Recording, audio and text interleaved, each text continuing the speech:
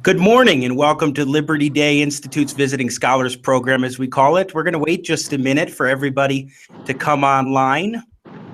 I am Jimmy Sangenberger, president of the Liberty Day Institute. Our special guest today is going to be Congressman Jared Polis. And so we'll just wait a couple of minutes and let you get online.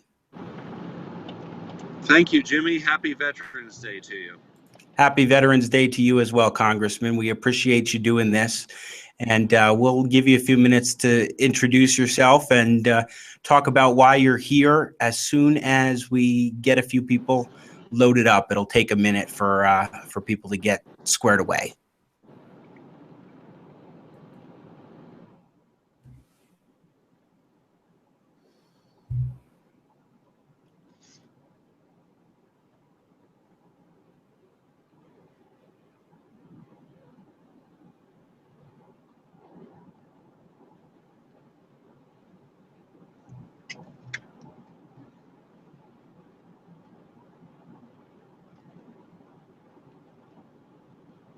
You know what, Congressman, rather than just sit here, why don't we give you a chance just to talk about what your day is like with Veterans Day while people start coming on? Well, Veterans Day is a very busy day for elected officials, and I do my best to show my appreciation for the men and women who've served our nation with great honor. So I was at a veterans breakfast in Fort Collins this morning. Then when I went over to the CSU campus where we did a roll call of the men and women that we've lost in battle, and I got to read several pages of names of people who died in service.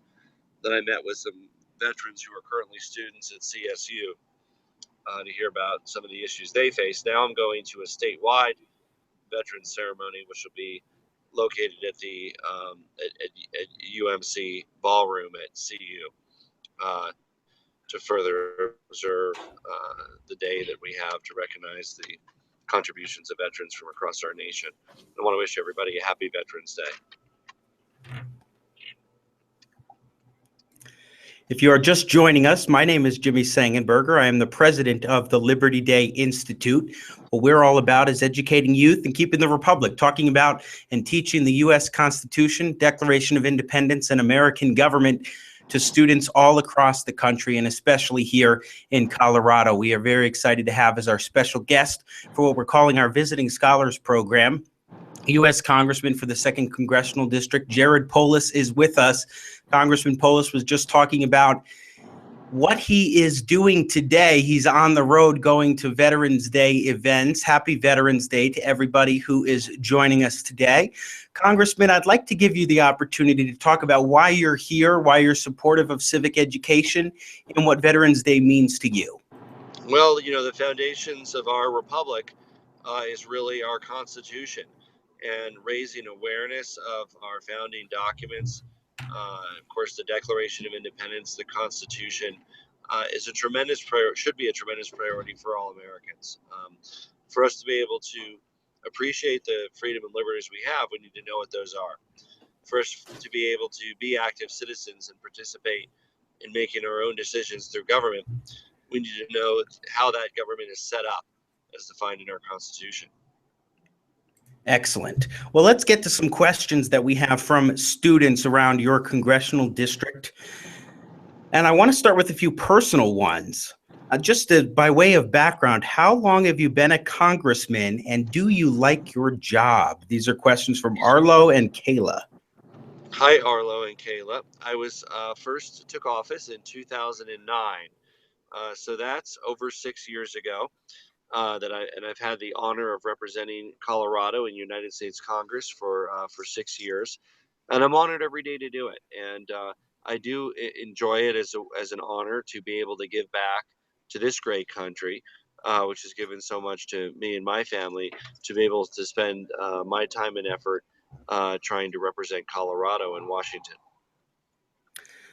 Do you find your job to be challenging? The job is very challenging. We have a busy schedule. We're usually busy, like today, 6:30 in the morning till about 8 at night. that's a longer day than usual, but it's usual to have a 10 or 12-hour day. Certainly in Washington, we work from early morning until late at night. And then when I'm back here in Colorado, reaching out across the constituents, also hard work, but it's fulfilling work. It means a lot to be part of our constitutional republic and to be one of 435 members of the House of Representatives. Once again, we are talking with Congressman Jared Polis of the 2nd Congressional District. I am Jimmy Sangenberger, president of the Liberty Day Institute. Congressman, Reagan has a question, and that is, why did you choose to be a congressman? Well, I decided to run to really make a difference rather than sit on the sidelines and complain about policies that I didn't like and let it be someone else's business.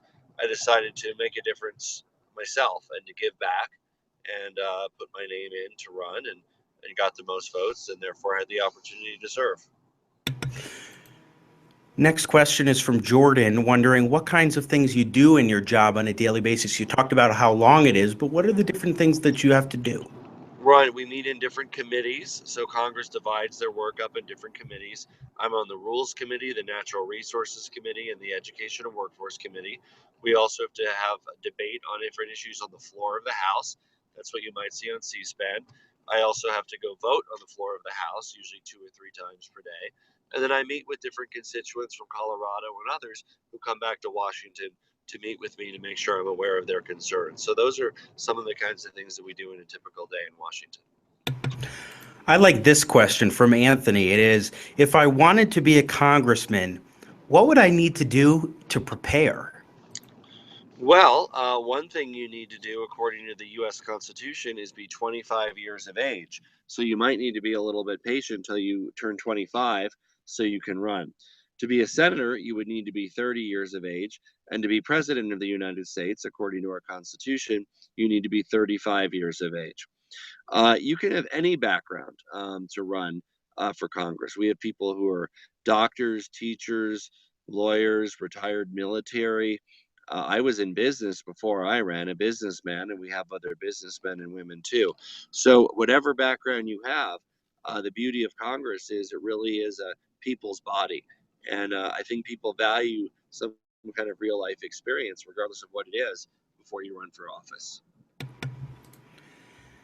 Do you have a special part? This comes from Rice Elementary School. Do you have a special part of the Constitution that means something particularly special to you, Congressman Polis?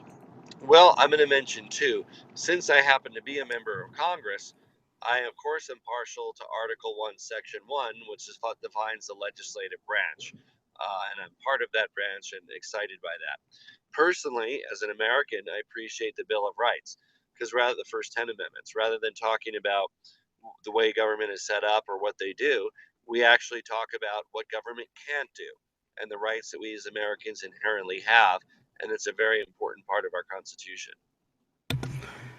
Another question from Rice Elementary is, and I think this is an interesting one because it gets to the heart of checks and balances and separation of powers, Congressman, what the Constitution is really set up to put into effect. And that is, did we write the Constitution so we wouldn't end up like the children in the book Lord of the Flies? Well, what you saw in the book Lord of the Flies is really an anarchy or a system without government or ruled by the strongest. And really, the founding fathers wanted to set up a nation of laws, a way that we could work out our differences through elections, through legislative debates and arguments. And they succeeded in doing that.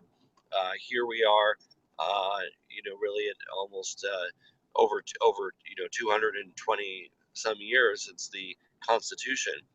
And we have a system that has allowed us to work out our differences rather than fight one another and bully one another as you would in an anarchy type situation as you have in Lord of the Flies. Absolutely. And going somewhat to the heart of what you just talked about, Genesis is wondering, why is the Constitution important? Well, the Constitution is important, Genesis, not just as a historical document, but as our operating document that tells us how our government is set up and what government can and can't do. So it's important every day because we live under this Constitution. We've made changes to it over time through the amendment process, but when it's spelled out exactly how its government is set up. It says that we have a House of Representatives we elect every 2 years, a Senate every 6 years, a president nationwide every 4 years. It has the things that the government can and can't do, the judiciary, all of those things are in there. So it's very important. It sets the rules of our democracy. Going to the heart of the rules of our democracy and democratic republic, Congressman Jared Polis, our guest here on the Liberty Day Institute's Visiting Scholars Program. How do the people, what role do the people play in checking and balancing the government with things such as the Bill of Rights and the Constitution? Well, there's a very important role that our founding fathers recognized both in the Declaration of Independence and Constitution, that people have inherent rights, that people have rights just by virtue of them being individuals that the government cannot take away. And so we set up a separation of powers, and we have an independent judiciary to ensure that no legislature passes any law that takes away, for instance, someone's right of free speech or right of assembly. And that was an important innovation in the American Democratic Republic. Next question. Why would you say that the Founding Fathers made the Bill of Rights, particularly instead of just incorporating them directly into the original Constitution? Well, they made the Bill of Rights, again, to restrict what government can do, rather than just to say what government can do, also to spell out what government couldn't do. They did it because there was the political need to garner additional support for the Constitution itself. And some of the states that were looking at ratifying it wanted to see some restrictions on what the power of the federal government would be. So they agreed to those amendments in the Bill of Rights as a compromise that gave some of the states and the individuals in those states the assurances that the federal government wasn't there to take away their liberties and freedoms, but was in fact there to protect their liberties and freedoms. Absolutely, and the Bill of Rights plays a crucial role in preserving freedom here in the United States of America. Interesting question now from Cody, wondering if the Constitution is interpreted differently as times change. We can see that that happens with rulings of the Supreme Court and so forth. Then how can we as a people be sure that we will always be guaranteed the same rights? Well, the Constitution is very much a living document, and there's been an expansive understanding and comprehension of it over time. Originally, the Constitution was really even the franchise was just white men and property owners. It really spread to women, to people of color, and it's increasingly been interpreted to mean that a individual or a person means every person in our country, and everybody has those rights. So we've been able to define that in more and more expansive ways, so that more and more people have benefited from the protections of freedom and liberty that the Constitution offers. Along those lines on the Bill of Rights, here's a longer question from Carson, wondering, our Constitution has 27 amendments, 10 of which are in the Bill of Rights, the first 10. Most of these were written over 200 years ago, asking the question of why we do not change or amend them with the changing day of age. Since 2015 is drastically different from 1787, why do we not change the amendments more often? Well, the Constitution was set up with an amendment process that made it possible to change our Constitution. And as Carson indicated, it's been changed 27 times. Now, our founding fathers also made it difficult to change it. It's a lot harder than it is just to pass a law. To pass a law, it has to pass the House and Senate, and the president has to sign it. To pass a constitutional amendment requires 2/3 of the legislature and 3/4 of the states to ratify it. So it's more difficult to change the rules of the game in the Constitution than it is to simply pass a law. So despite that, when there is the need, the states and the legislature can act together, and they've done that 27 times since our founding to improve and build upon the protections of the Constitution. And given how difficult the process is, would you say that 27 is actually a pretty high number relative to the especially relative to the Colorado State Constitution, which has a significant number of amendments to it because the process is so different and so much easier? Yeah, 27 is a very reasonable number. And of course, two of them reflect a mistake that was made when first prohibition was put in our Constitution and then prohibition was removed. So that actually took two separate amendments, banning alcohol and then allowing alcohol again.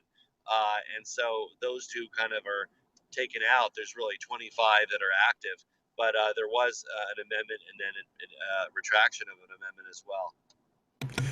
We are talking with Congressman Jared Polis of the 2nd Congressional District, who's taken some time on this Veterans Day to answer questions from students on the U.S. Constitution. A couple opinion-type questions for you, Congressman.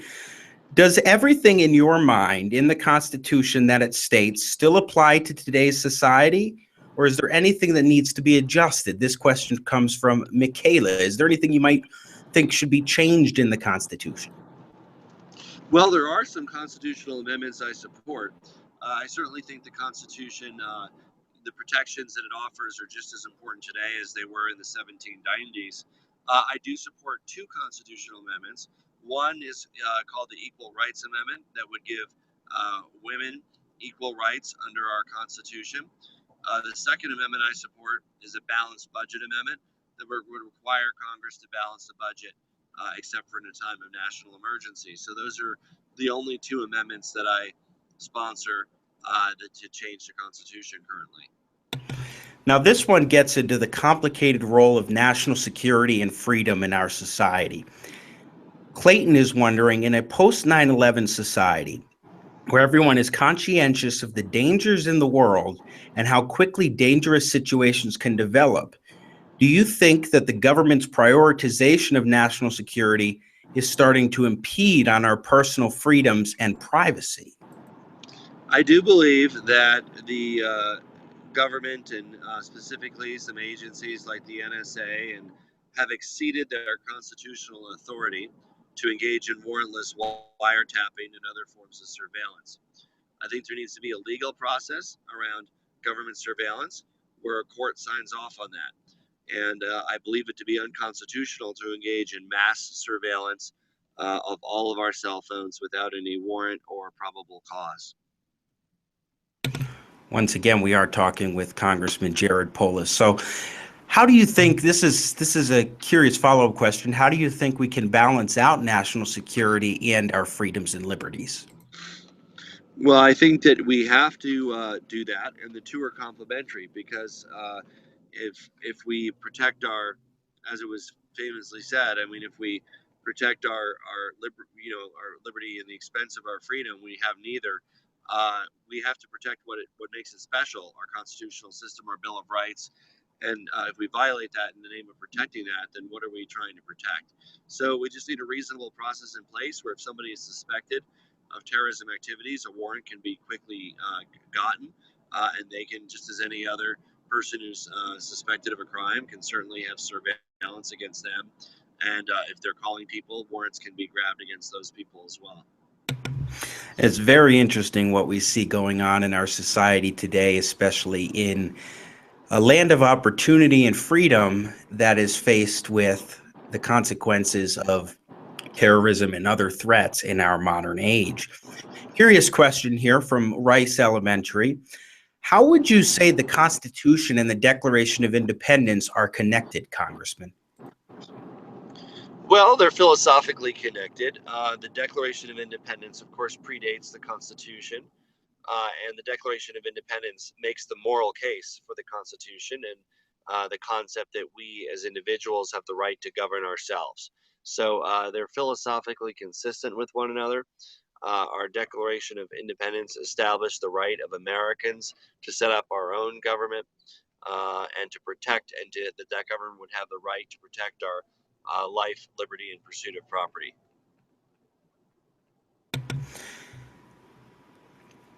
Now, one issue that we have faced significantly here in the state of Colorado on a few different occasions, and this gets to a very testy debate. So it's a controversial type of question, but I think one that's important, particularly because we've gotten it from a few different students, and that deals with school shootings that happen and how we can deal with school shootings while protecting our constitutional rights.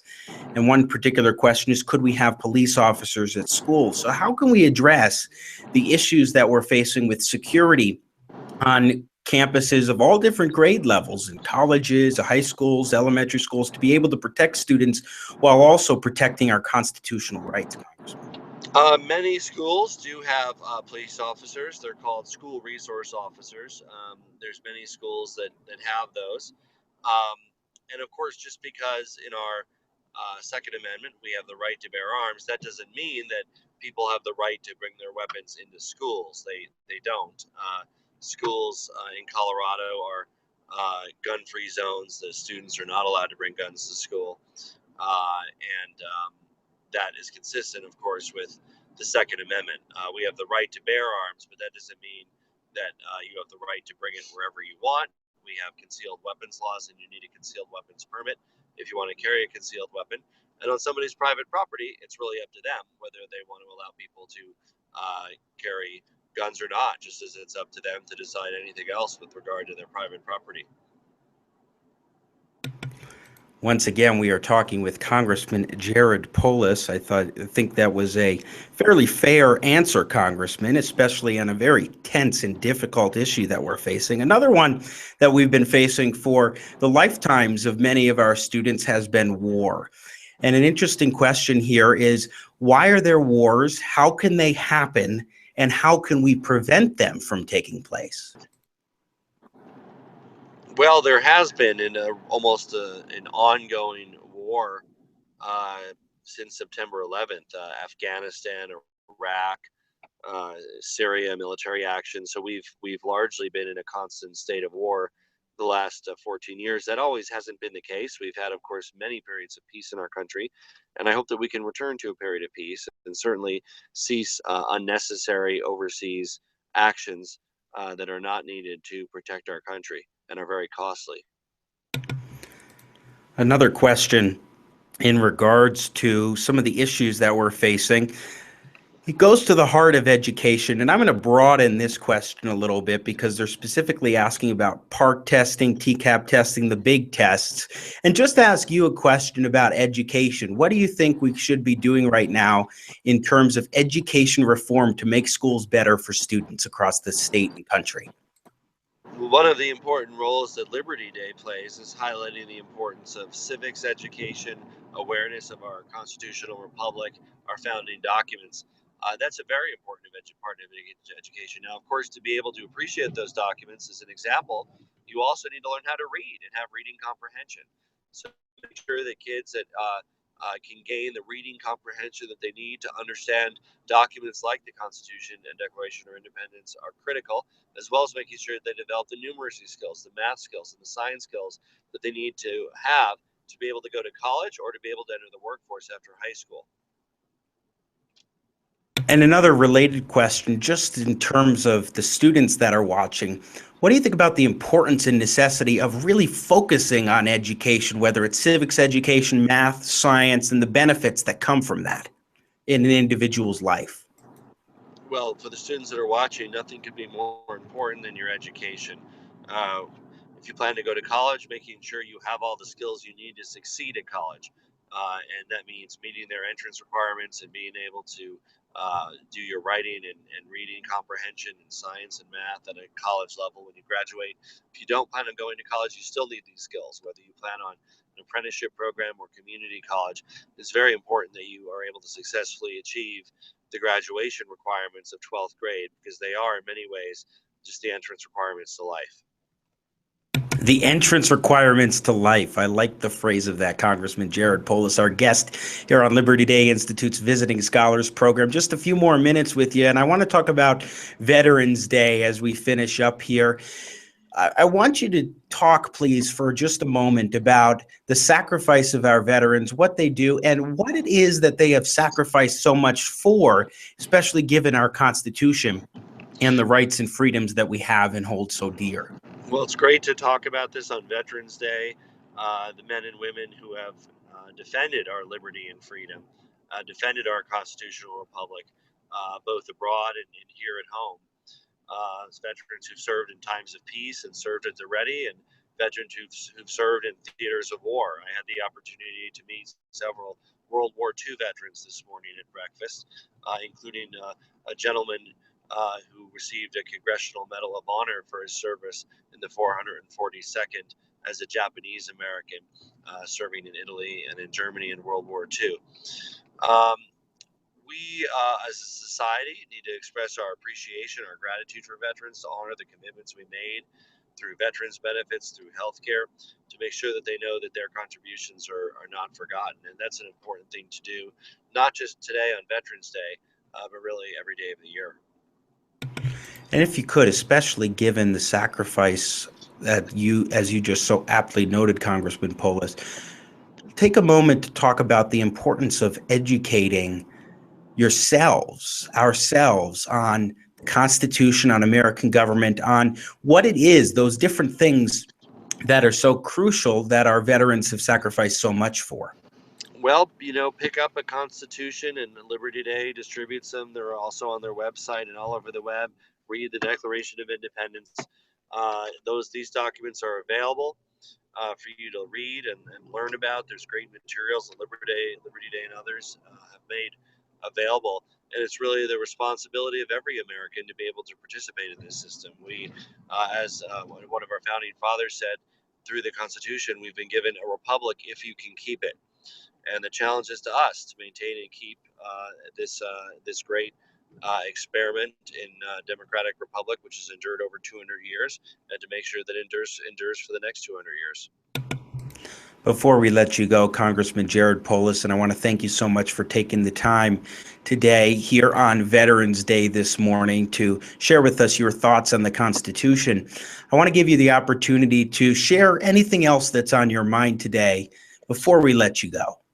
Well, I just want to express gratitude for the work of Liberty Day, encourage all of our listeners in schools across Colorado to pick up the Constitution and take a look at it, to ask any questions of your faculty advisors or volunteers or representatives of Liberty Day. I've had the opportunity to be part of Liberty Day work for more than a decade, and I applaud the work of the organization in improving civic education across our state and across our country. And to those who are families of veterans out there, if your dad or your grandparent or your uncle or your aunt is a veteran, call them today. Call them and thank them for the service and the sacrifices they made to defend our freedoms. Thank you, Jimmy, for the great interview, and thank you, Liberty Day. And I just want to say the wonders of technology, how we were able to do this conversation while you're driving from one Veterans Day event to another, Congressman. Luckily, I want to point out, I'm not driving. I have a wonderful driver here, Stuart Feiner, and this would not be safe to do while I was driving. But as a passenger, I'm happy to spend my time talking with students across Colorado. Absolutely. Well, thank you once again, Congressman Jared Polis of the 2nd Congressional District. And I am Jimmy Sangenberger, president of the Liberty Day Institute. For more information about Liberty Day and what we do, go to libertyday.org. Thank you so very much for participating in today's question and answer session with Congressman Polis. We really appreciate your questions. We got some excellent questions. Make sure that you keep studying the Constitution and really the foundations. Understand that it is the foundation of who we are as a people. So thank you so much. Happy Veterans Day. Have a great day.